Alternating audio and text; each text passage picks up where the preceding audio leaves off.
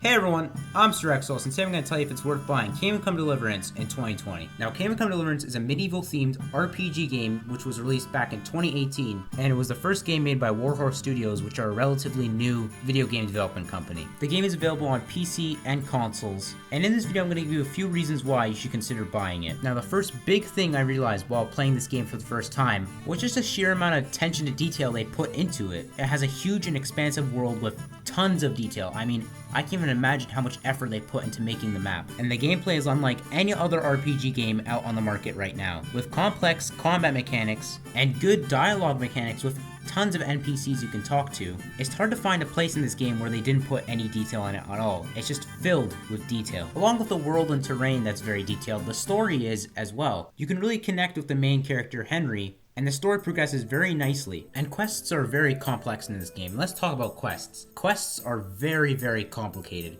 It's not like your normal fetch quests you get in other RPGs. No, they're so complicated to the point where if you take too long to do a quest, the outcome of that quest can actually change, or even fail, including story missions. Now, context really matters in the quests. So just to give a not real example, because of course I'm not going to spoil anything, say you have to go rescue someone. If you take too long to go rescue them, they might end up dying, and that'll change the whole course of the story. Whole cities can even die if you pick the wrong options in a quest.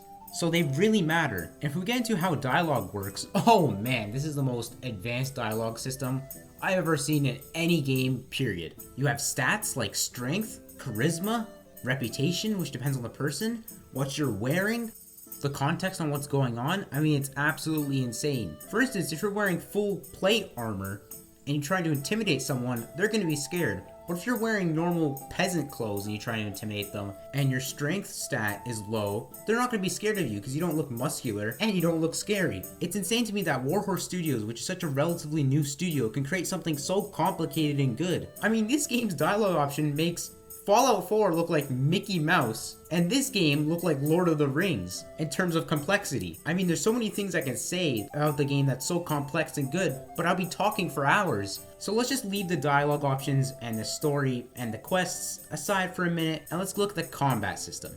Now, combat is hard. Don't even try to get into a fight if you're not prepared for it. You're going to die. It's super realistic. I'm not talking about the combat mechanics, but it makes sense. Henry, which is your main character, is not an expert swordsman, so why would he be good at combat in the first 10 seconds of the game? So the further you progress through the game, and the more people you fight, and the more things you learn, Henry gets better at sword fighting, and hence the combat gets easier. But at the same time, more complex, because you learn moves and different things, and yada yada yada, and so on. I mean, this game's combat system makes For Honor look like you're fighting with a bunch of pool noodles. Now, I don't know if this is 100% true, but I'm pretty sure the color of your clothes and the color of what's around you actually affects the sneaking system. I mean, that's insane if it's true. You can use your mouse to change the position of your sword while fighting. If you're on controller, you use the joystick, and you essentially pick which side you want to attack from, whether it be above, below, left, right, center stab, and it's a bunch of complex stuff. And there's parries and blocking and perfect strikes and perfect blocks. Okay, it gets pretty insane, and it's insanely rewarding. The looting system's rewarding. The story's rewarding. The whole game is eye candy to look at. If you haven't already realized, I really like this game, and it's for good reason. It's essentially one of the best RPGs I've ever played. So if you know about this game, or you like medieval themes, or you like RPGs, I'm telling you, you should try this game out. You will not regret it. Anyways, that was my quick review of Kingdom Come Deliverance. I don't want to talk for too long because I can literally go on forever. If you like this video, click the like button below, click the subscribe button. I make videos like this almost every 3 days if I can keep track. Comment down below any suggestions you have. I'm open to any ideas. Anyways, that'll be it. I'll see you guys in the next video. Peace.